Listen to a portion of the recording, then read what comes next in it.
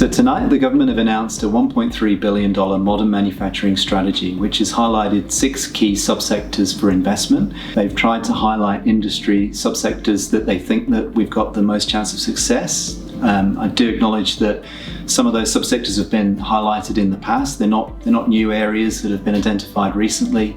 These are things that we do have a great deal of capability in already, but it's about spending our money wisely, getting the best chance of success in the future. In addition, the government have put forward more than $100 million on securing important supply lines for critical goods going forward, and to make sure that they can cope with surges in demand should those occur again, kicking off with medical supplies.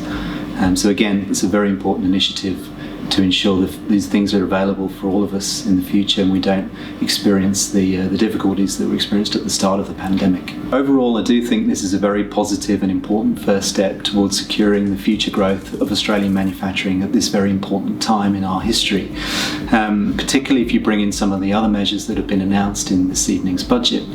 There were announcements around a plan to reduce energy costs going forward with a focus on improving the availability of gas. That is something that a lot of manufacturers have struggled with over recent times. Energy costs have been extremely high, and this is something that I think will help to reduce that burden. In addition, there were some significant changes announced to the R&D tax incentive, up to $2 billion. It's important to note that Australian manufacturers contribute around 25% of total R&D spending in the economy, despite representing only about 6% of our total economy. So we're very overweight in terms of R&D, and I think that in itself is also a very important measure to assist with their growth.